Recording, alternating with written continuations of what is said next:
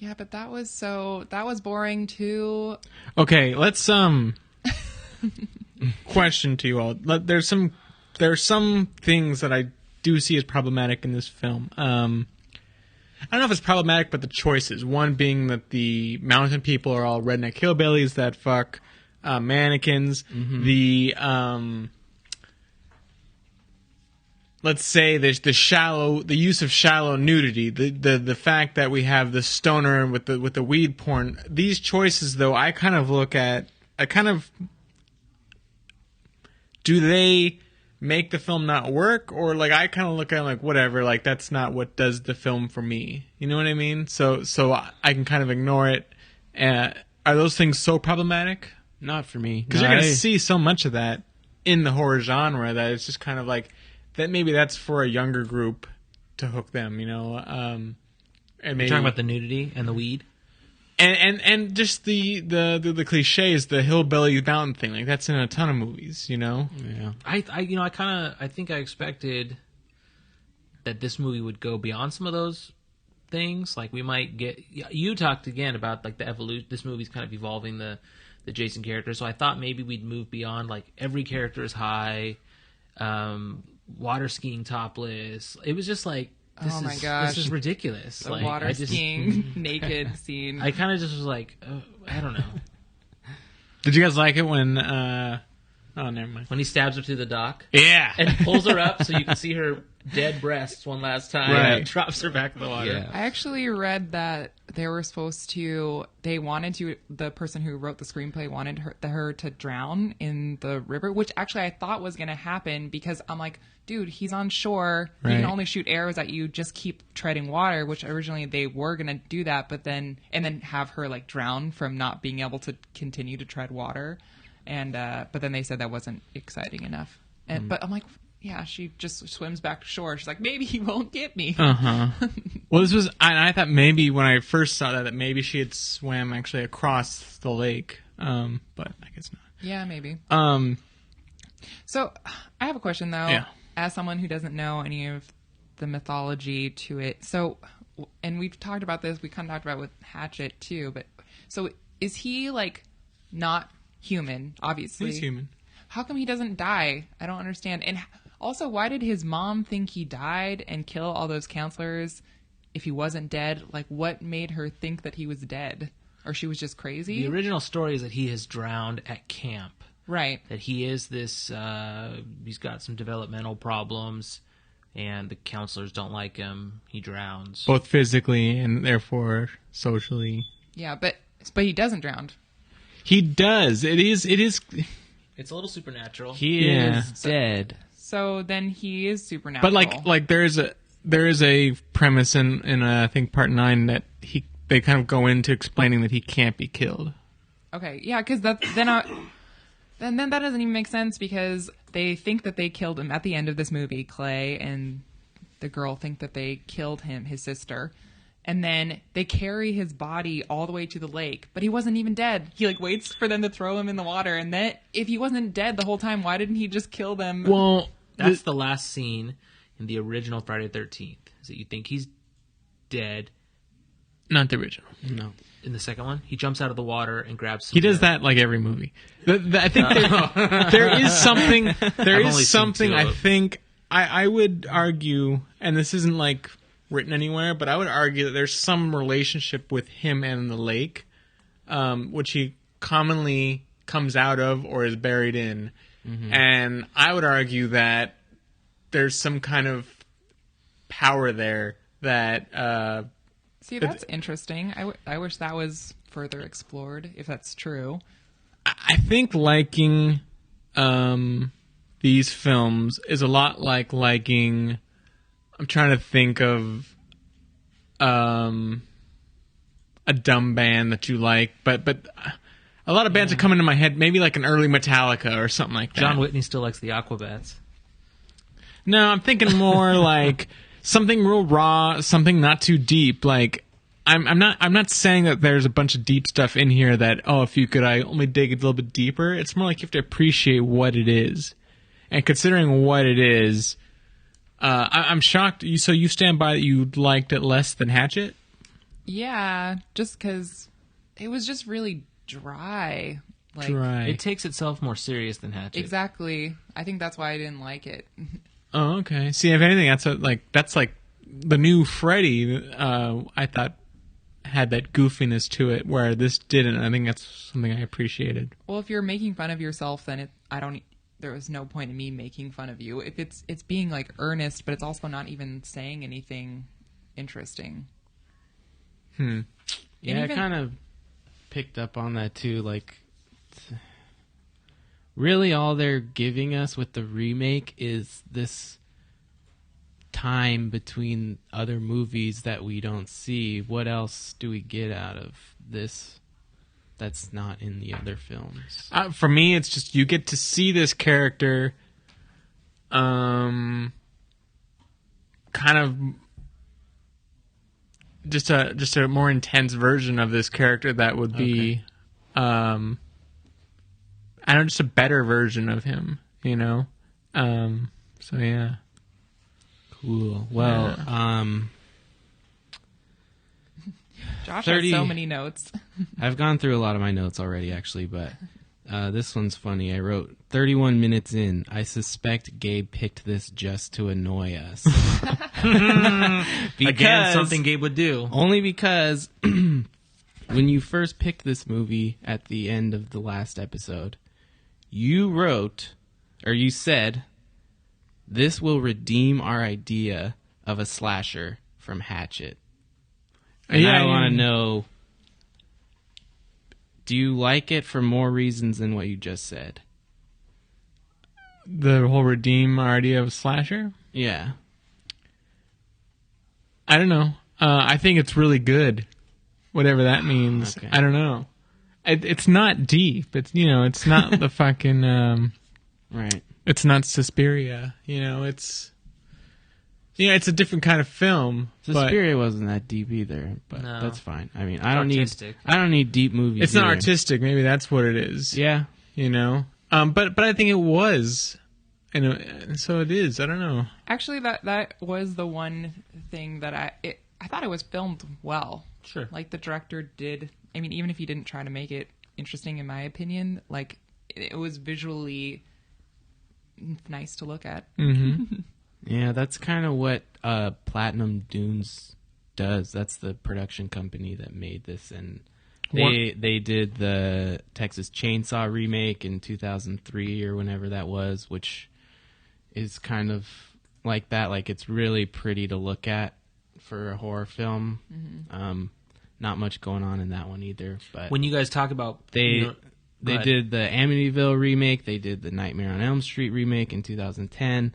They did the Hitcher remake. It's kind of like this production company exists just to remake classic horror films. They're kind of getting away from that now, but isn't the graininess of those old ones something that makes them cool?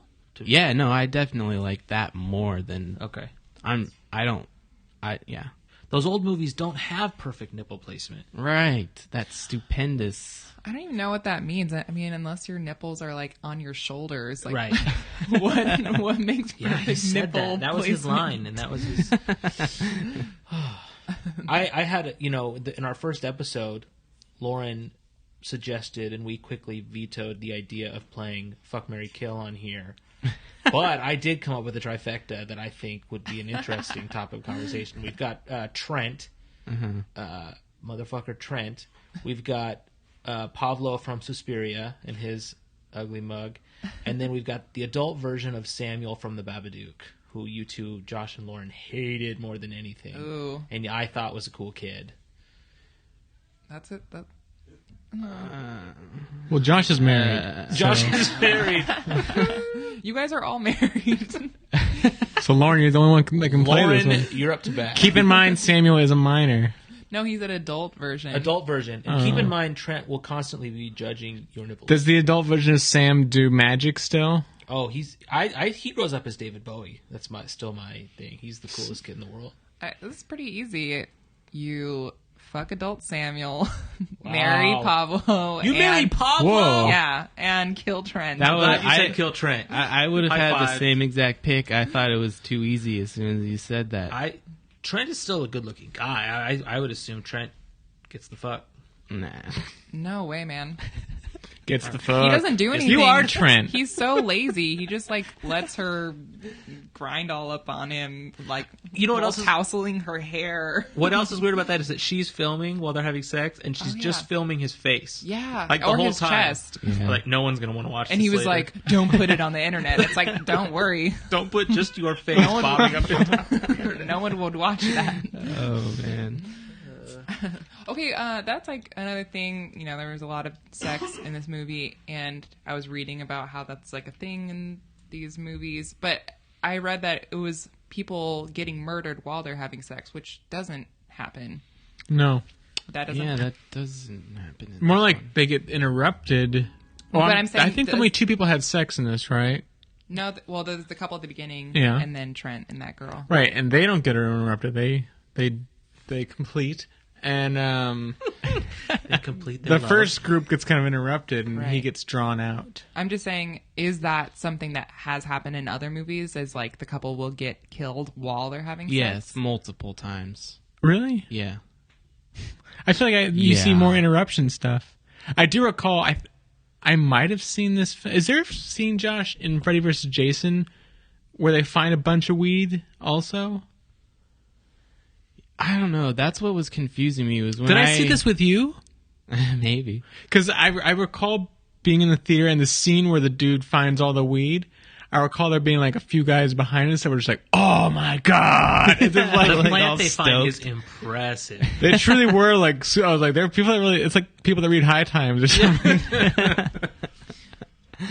I meant to look that up. Like, how often does that happen? Like people stumbling across like giant plethoras of Weed growing wild. Yeah. That threw me. I thought, well, again with the soft open, I thought that the guys, their whole plan was to bring their friends. You know, we're gonna camp, and then they find this weed. I thought that was gonna be the whole story, trying to get the weed out of the. Yeah, it was something they introduced, but then they never did anything Yeah. with it. Well, I have noticed that this being my second pick, I have picked 2. Would you say slasher films? But a certain kind of slasher film where it has a protagonist. Was Jason a protagonist? An anti-hero, maybe. No, I think he's just a He's straight not up an slasher. anti-hero. He's not an anti-hero. No. What's it? Anti-hero is still filling the protagonist role, but he doesn't have any of the qualities of a hero. Well, what about this? The fact that these films are always kind of seen as representing everything that's in them, but ultimately they kill fornicators. They kill people that do drugs. They kill Trent. You know, in what way? Do these films come from a moral place, or is that just a weird justification? He's That's weird. I mean, What? You're asking, like, is this messaging against Is those? Jason Christian? Is Jason? Yeah. Jason I is mean, after his. Jason wants his mother back. No. Jason wants to punish Yeah. the children of Crystal Lake for killing his mother and for killing him or a version of him. So there's something there to like. You can empathize with that a little bit, right? But it's not. He's not trying to save the world. Well, let's put it this way. A younger version of ourselves would be told not to watch this film. Why? Well, there's nudity, there's sex, there's drug use, there's killing and stuff. But really, the film kind of condemns all that stuff. But does it? I don't know. It kind of seems like they're trying to do that, but it's so loosely. It's like, here, we're gonna say like, if you do these things, like you're the first to die, but it doesn't really follow through on it. It's just kind of tries to say that's what it's doing. I don't remember her name, but the actress Danielle Panabaker, she would be like the virginal role. You don't know her name. I certainly don't know who the actress is. Jenna. Which I've character? seen her in other movies. I mean, Who in the film? She's Jenna. Jenna. Which one's Jenna? She's the girl. Is she the sister, or she's the She's one? not that, the sister. She's She's the one the that one kinda almost holding it all survived. together. Okay. Thank you, So- Josh. Yeah. So she kind of plays the virginal role, where I thought she's going to get out and she's going to ride off on Clay's motorcycle. Mm-hmm. But she dies like right at the last Yeah. minute, so that kind of threw a wrench. But so until the very, very end, what happens, what the directors maybe wanted was for Clay and his sister to be reunited. Jenna? Is that her name? The sister is Whitney. Whitney. I kind of expected them to get away, Clay and his sister Whitney, and then for her to say something like, it's a good thing we're only step siblings, and then she takes her shirt off. That's what John would change. Yeah, there needs to be more boobs. Step sibling sex scene for John, please. Oh gosh. Well, guys, do we have any final thoughts? Any shining lights for the film? I have to think about mine. Lauren? No, Josh. Are we doing shining lights? Oh, yes. Oh, yes. Okay. My shining light for the I film don't think I have one. I don't know. struck with me from the first time I saw it, and that's the sleeping bag over the fire scene, and then the combination, The Kenny Rogers roaster scene. the combination with the bear trap, and just that realizing, oh, this is a Jason we haven't seen before. Lauren, I shout out to the fashion in this movie. Like, everyone is definitely, all the actors are like 30, but they're dressed like Abercrombie and Fitch 2009. yeah, models. And especially the Jenna character, her like pink camisole with with her jean short or skirt. Like, I expected her wearing Uggs also. So yeah, I really enjoyed that. Oh, and then I forget the character's name, the guy who gets shot in the head, Nolan. Yeah, Ryan Which is- Hansen. I know, from Party I Down. love him. who got shot when? When he's driving the boat. The dude driving the boat. He Oh, gets with the bow and arrow. Yeah. Okay. He's wearing a shirt that says "Fuck Christmas." Oh, yeah, I saw that. Yeah, you know what? I didn't understand That's that. my shining light, is him being in this film, because Fuck Christmas. I love him, and even though he was only in it for like 10 minutes, I was excited to see his face. He's hilarious. and he's kind of playing the same character as he does playing in Party Down. I suspect he's like that in real life, Yeah. which makes me like him even more. You mean he's going to take the boat out when he was asked not to? Yeah, Don't take my dad's boat out. he's one of Oh, those he's guys. such See, a because rebel. Trent told me not to do that. Now I have to do that. John, shining light. My shining light. So this is an obscure one, but okay. The movie starts in 1980 with Jason's mom, and then we go to that soft open, which I assumed was like it was modern day, so it would be like 2009. A character walks out into the woods with his iPod on, and he is listening to "Sister Christian" by Night Ranger, which Did you have to look that up, or did no, you I know the song because I don't know who that is. Or listen, I know the song because it is one of our mother's favorite songs, and she just turned What? 60 years old. What the fuck? There you go, Debbie Edwards. Putting your Why is- mom's age on blast. Why, Damn, why John. is this his favorite song that he's like in the middle of the woods jamming out to "Sister Christian" by Night Ranger? It's a guilty pleasure. I don't know. I He's laughed out probably loud. fucking I couldn't high. believe that he was like so into it. All right. That's a good shining light, I guess. Well, I'm sorry, it's not a woman burning to death in a sleeping bag. I was not being sarcastic when I said it was I a good, know. but fuck you anyway. Your shining light goes with my shining light, which is just like, I think older people are like, what are the kids into these days? And it's like, then they pick these clothes and this music. They're like, yeah, that's what teenagers like, Right. or college students or whatever. Hair metal. I watched a season of The Bachelor, and I think it was The Bachelor, but they had Sister Christian like on the show, and all the couples had to like sing that song. Oh. And whenever they're interviewed about it, they were all like coached, like, by the way, this is like one of the best bands ever. So they're all like, yeah, I mean, such an honor to play in our band is Sister Christian, right? Like, The Night Ranger was on that metal show last season. who's Night Ranger? The band who sings Sister Christian. I thought Sister Christian was the band. No, the song is Sister Christian. I don't listen. So I think that'll wrap it up. Yeah, it's kind of a short one. Yeah. Was it? I feel, I'm just gonna Fuck it. just ask for feedback. I feel like my top 10 list about Trent didn't go over like I expected. I thought it would be funnier. I wish we could see the visual in your head where everyone's applauding. We're calling this podcast early today. We got to put John on our shoulders. That list. Well, speaking of John, it's your pick. Yeah. You got something for us? I do. A movie I wanted to see for a while. It's in a lot of top 10 or top 25. Those lists you see of the greatest horror Does movies of everyone all pick time. off lists like that? I don't know. I don't. Do you? No, but every time you pick, you say that. Yeah. Those are some of the things. I guess you've only picked one. I will so say. never mind. I will I'm say being this. an asshole. Well, Never mind. He said this, John does love lists. I do. I love lists. And if you have a Rolling Stone magazine with a top 500 anything, he'll buy it. That might. That's what makes it special. Makes me special. Okay.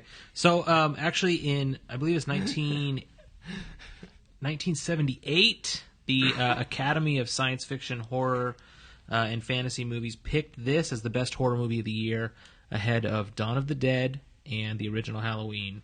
And so my pick is the original Wicker Man movie, Dun dun dun. which I haven't seen, and I'm looking forward to it. Now, With Nicolas Cage, right? not the remake with Nicolas Cage, which is famously bad. And I've actually watched the YouTube best of from the Nicolas Cage version multiple times. I have seen it, by the way, so And I'll be excited to compare. You've seen the original Wicker Man or the Nicolas Cage? The Nicolas Cage. I see. So anyway, that's it. Has anyone seen it? Nope. Nope. I know Josh is excited. I can see it in his eyes. I'm excited because I've never seen it, and motherfucking Christopher Lee is in it. Yeah, he is. Who's Christopher Lee? Saruman. He's the evil wizard from Lord of the Rings, and he does stuff with He's like so metal many bands. things. He's so many things. Let's save that for. Just too quick, I love when if you look online, Christopher Lee reads like The Hobbit along with like this like fantasy metal band. Oh yeah. We'll get into that. All right, I have to sure. find that. We stuff. will get into that with Wicker Man. All right, until next week, the balcony is closed. What? That's from Siskel and Ebert. Remember that? Nope. Oh.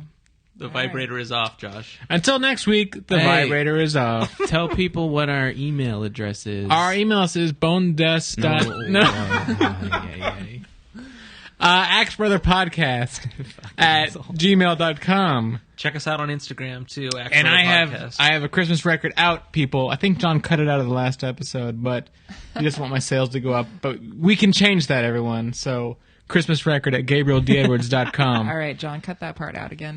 Fuckers. All right. Bye, everybody. Thanks for listening. Bye.